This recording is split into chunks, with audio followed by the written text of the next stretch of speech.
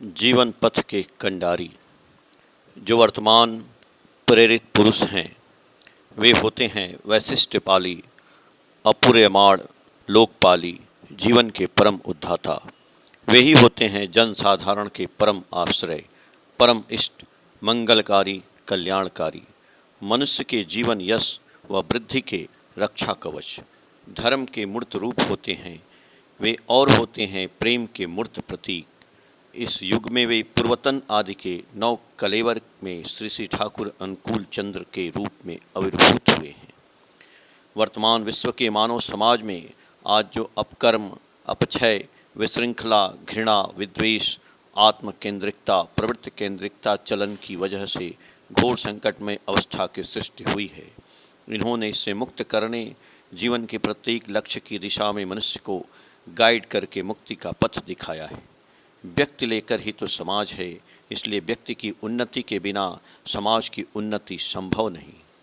अतएव व्यक्ति की सर्वांगीण उन्नति के लिए इष्ट केंद्रिक चलन होना चाहिए। इष्ट स्वार्थ प्रतिष्ठापन्न होकर चलना है। उनसे प्रेम करके उनकी स्वार्थ प्रतिष्ठा के माध्यम से अपने प्रवृत्ति केंद्रिक मन व चलन से मुक्त हो सकते हैं और तभी मुक्ति हो सकती है।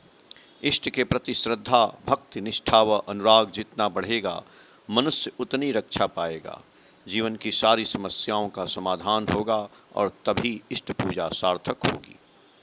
श्री श्री ठाकुर ने स्पष्ट शब्दों में कहा है, चरण पूजा का अर्थ है चलन पूजा, अर्थात इष्ट के चलन को अपने जीवन में मूर्त करके इस चलन की प्रसारता व संवर्धना वास्तव में यदि नहीं होगी तो किंतु उनकी चरण पूजा सार्थक नहीं होगी।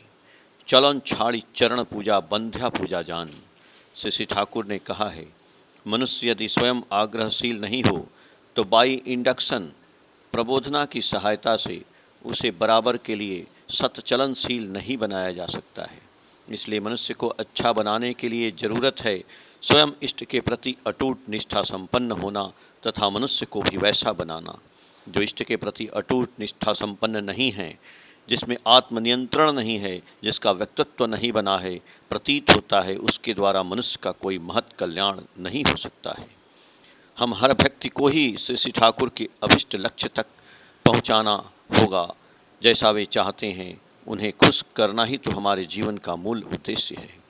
आज हमें उस इष्ट अभिष्ट लक्ष्य की दिशा में लिए चल रहे हैं आचार्य देव परम पूज्यपाद श्री श्री दादा।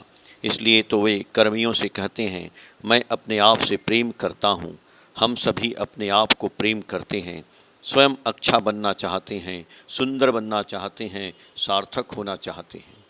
यह जो हम सद्गुरु ग्रहण करते हैं, किसी का कहना मानकर चलते हैं, उन्हें अपने जीवन का आदर्श बनाते हैं, प्रिय परम बनाते हैं, वह भी यही अच्छा बनने के आवेग से ही होता है। हम जैसा उनसे युक्त हैं, चलन भी हमारा वैसा मुक्त है। श्री श्री ठाकुर परिवार के सभी को लेकर परम पूज्यपाद श्री श्री दादा इष्ट स्वार्थ प्रतिष्ठा के उद्देश्य में आगे बढ़ चले हैं। जनसाधारण सभी की मंगल चिंता में ही वे रत हैं। आशा भरोसा के वे एकांत आश्रय हैं, इष्ट पथ के कर्णधार हैं। आए हम सभी आचार्य देव के निर्देश को पालन करने के जरिए इष्ट स्वार्थ प्रतिष्ठापन्न होकर जीवन सार्थक बना लें। कहा ठाकुर जी की वाणी है कि दीक्षा लेकर शिक्षा लेना, आचार्य को कर के सार, आचरणी बोध चलन से ज्ञान समुंदर हो जा पार। जय गुरु।